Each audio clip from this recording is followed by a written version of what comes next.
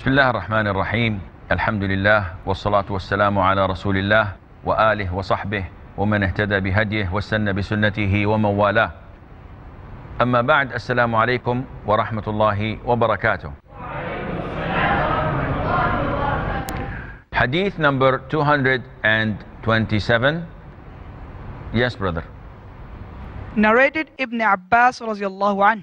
In his last Hajj, the Prophet sallallahu alaihi wasallam performed tawaf of the Kaaba riding a camel and pointed a bent-headed stick towards the corner, black stone. In this hadith, what can we learn from that? We learn that the Prophet performed his tawaf riding a camel, which means that when needed, a person can ride while doing the tawaf. Nowadays, it is almost impossible to ride. So it is impossible though to be carried. They have special beds like for those who are unable to make tawaf, and 4 men carry it. Or to be in a wheelchair. And if a person does that without any need, his reward gets less, but his tawaf is correct. So why did the Prophet ﷺ make tawaf? The scholars say that on that day, sallallahu alaihi wasallam, people wanted to learn from the Prophet and maybe ask him questions. And if he was on foot, that would have been a little bit difficult. So he had to make his tawaf on his camel so that if anyone needed a question, they can see him and communicate with him. And also it would be safer for him, alayhi salatu wasalam, not to walk. And also it would be possible for those far away to learn by seeing him, alayhi salatu wasalam, making tawaf. So whenever he comes to the Hajar al-Aswad, he faces the Hajar al-Aswad and says Allahu Akbar or Allahu Akbar. This is all part of the Sunnah. And he had what is known as a mihjan. And a mihjan is a stick with a bent top. And people use this either to collect things or to snatch things or for the camel, for the ride.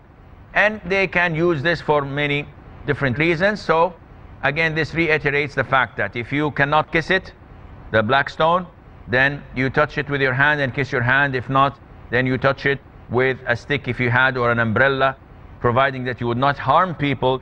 Nowadays, it is almost impossible not to harm people. If you have a stick or an umbrella and you would like to go and touch the black stone, you'll probably poke a couple of people's eyes and maybe injure 3 or 4 on the way back. So this is not recommended unless it is possible. Moving on to the following hadith, hadith of Abdullah ibn Umar. I will read this. He said that I have not seen the Prophet ﷺ touching except the 2 Yemenite corners, and that is the ones facing Yemen. Touching of what? Of the Kaaba. And we spoke about this last time, and we said that Ibn Abbas advised Muawiyah, may Allah be pleased with them, not to touch anything except these 2 corners. The black stone and the corner before it, which is the Yemeni corner. And they're called Yemeni corners because in Arabic, we sometimes call 2 things with the name of one. Instead of saying Abu Bakr and Umar, we say the 2 Umars. This is in Arabic. So usually you would find in Arabic saying that the 2 Umars came. And you think, my God, who are the second Umar? I know Umar ibn Khattab. Who's the second one? The Arab says, no. We are referring to Abu Bakr. And likewise, they say the 2 moons. And they're referring to the moon and the sun.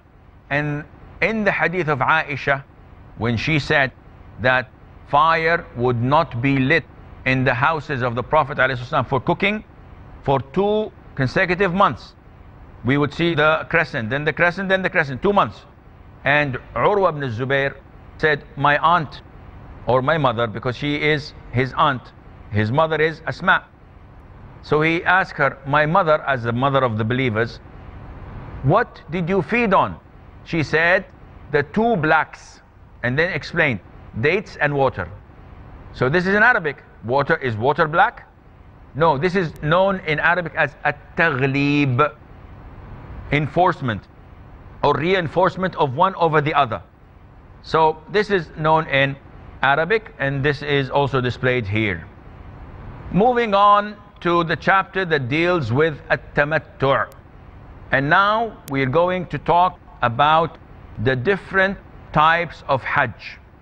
The first hadith is hadith number 229. Narrated, I asked Ibn Abbas radiallahu anhu about Hajj at-tamattu'. He ordered me to perform it. I asked him about the hadi, the sacrifice. He said, you have to slaughter a camel, a cow, or a sheep, or you may share the hadi with the others. It seemed that some people disliked it, that is the Hajj at-tamattu'. I slept and dreamed as if a person was announcing, Hajj Mabrur, and accepted Mutta, Hajj at-tamattu'. I went to Ibn Abbas radiallahu anhu and narrated it to him. He said, Allah is greater. That was the tradition of Abu al-Qasim, that is Prophet sallallahu alaihi wasallam. In this hadith, Abu Jamrah asked Ibn Abbas regarding tamattu', which is one of the types of Hajj. And I'll explain it inshallah to you so that you would understand it without any problem, but you have to comprehend it and understand it so that you would not forget it. So Ibn Abbas told him that yes, there is sacrifice, and before that he said yes, there is mut'ah. Why did he ask him? Because there was a dispute among the companions whether to offer mut'ah or not, and some companions such as Umar, may Allah be pleased with him, and other companions did not recommend it, and we will come to know why inshallah. And then he asked him about the sacrifice. He told him you should do a camel, a cow, a sheep. These are not mandatory, huh? It's mandatory for you to have 1/7 of a cow, 1/7 of a camel or a sheep. But he's telling him that if you want to sacrifice a whole camel, this is good, and a whole cow, this is good, but one sheep. If not, then 1/7 of the mentioned 2. And then Abu Jamrah says that I had the knowledge that there are people who did not like it, such as Umar, may Allah be pleased with him. So I slept and had a dream, and in my dream a man came to me congratulating me, saying to me that mashallah, Hajj Mabrur, accepted Hajj, and the mut'ah is also accepted. And when I woke up and I relayed this and I told Ibn Abbas about my vision, my dream, he was happy and he said Allahu Akbar, a sign of happiness. And he said that this is the sunnah of Abu al-Qasim. The Prophet ﷺ's nickname is Abu al-Qasim. And that is why at his life it was forbidden to call someone his name and to use his nickname. To call someone his name, Muhammad, this was permissible, but not to give him the same nickname, because then this would not be appropriate at the lifetime of the Prophet ﷺ. And that is why while the Prophet was walking in the street once, he heard someone saying Abu al-Qasim. So the Prophet turned around and said yes, and the man said, no, I did not mean you. He was calling someone else Abu al-Qasim. So the Prophet ﷺ forbade them from using that nickname during his lifetime. After his death, you can call Abu al-Qasim as you wish. So what are the types of Hajj that we have? There are 3 main types, and I don't know if the time allows me, but I will explain as much as possible inshallah. There is tamattu', and the person doing it is called mutamatti'. There is qiran, and the person doing it is known as qarin. And there is ifrad, and the person doing it is called mufrid. So these are the 3 types of Hajj. We will elaborate a little bit more after the break, so stay tuned.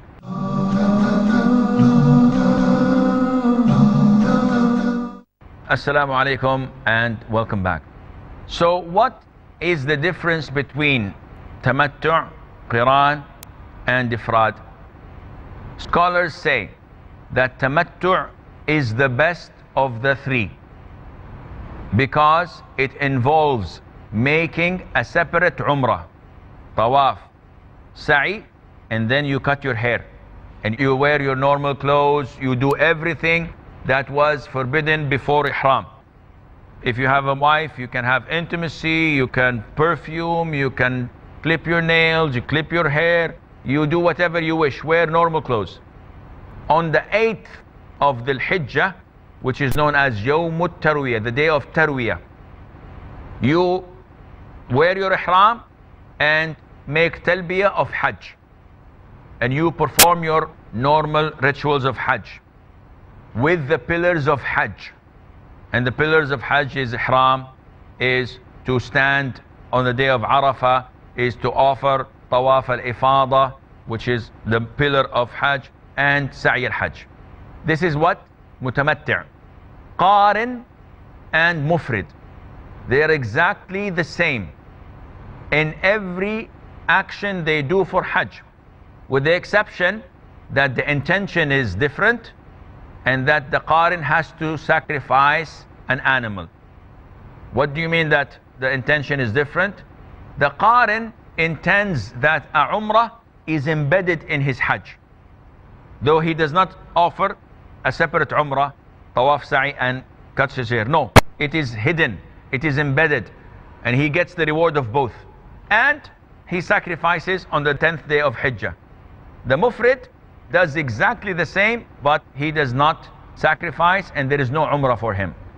Now, the three almost share the same acts of Hajj, beginning from 8th Dhul-Hijjah onwards. What do you mean? I mean that the three, Mutamatti', Qarin, and Mufrid, they must, on the 8th of Dhul-Hijjah, do the same rituals approximately, in the sense that they go to Mina on the 8th. They spend the day there until the 9th of the Hijjah, which is the morning of Arafah. They go to Arafah, all of them, the three. And they spend the day there until sunset. And they move from Arafah after sunset to Muzdalifah. And they spend the night there in Muzdalifah until the break of dawn. After praying Fajr, they go all to Mina. And they throw the stones or the pebbles of one of the three Jimar, which is Jamaratul Aqaba, the biggest one, only one on the 10th.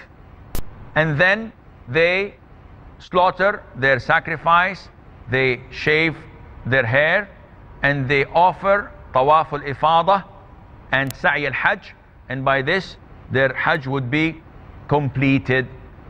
They have mandatory things left, and that is the 10th of Dhul Hijjah, they must sleep and spend the night in Mina.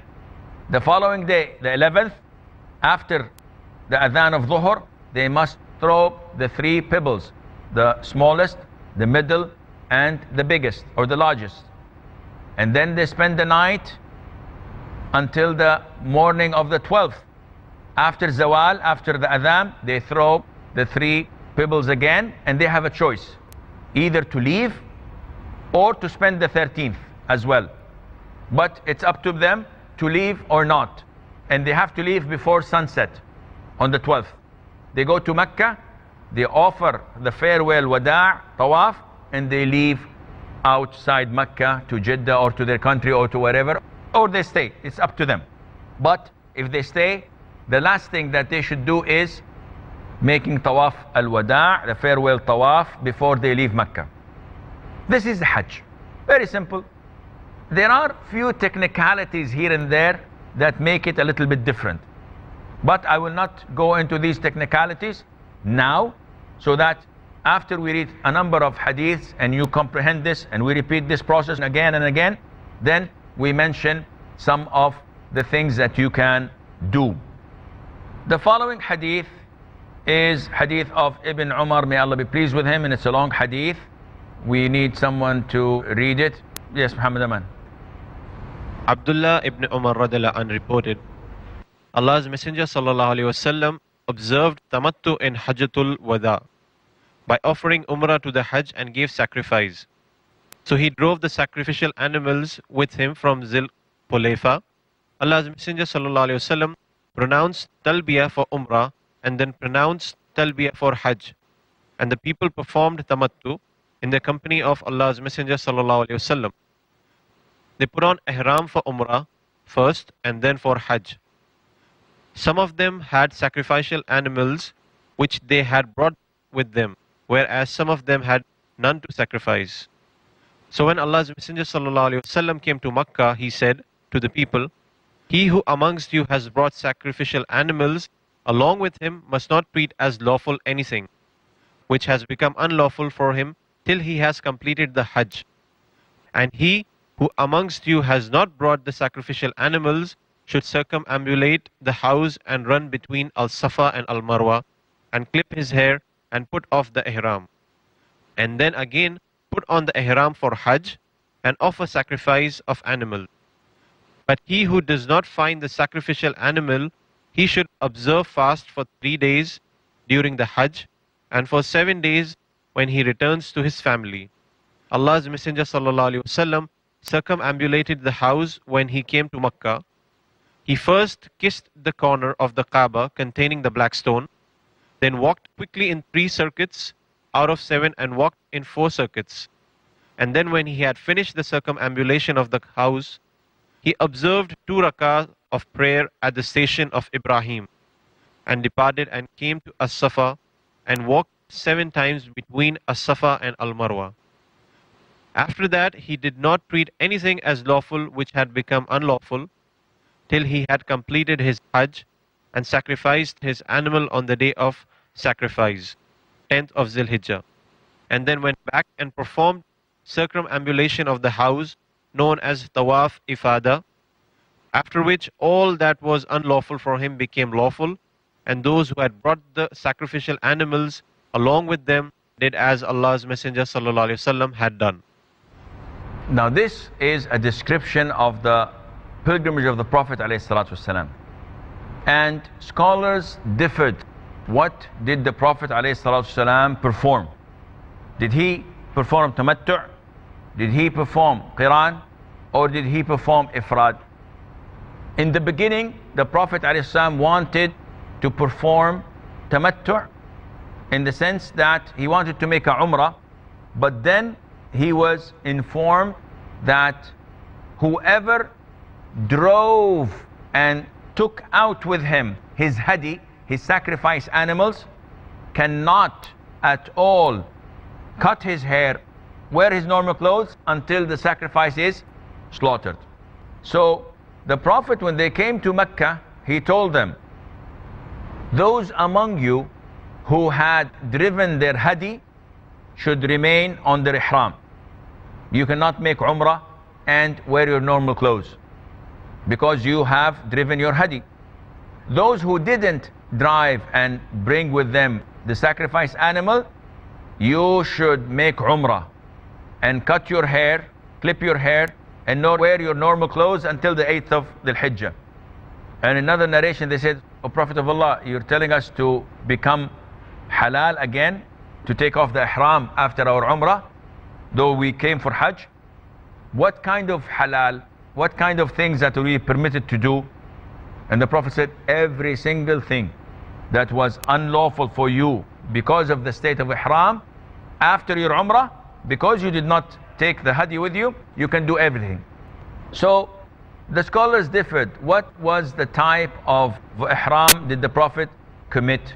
The most authentic opinion, and Ibn al-Qayyim has supported this opinion, like his Shaykh Ibn Taymiyyah, like all our sheikhs, that the Prophet was doing qiran. And why was he doing qiran?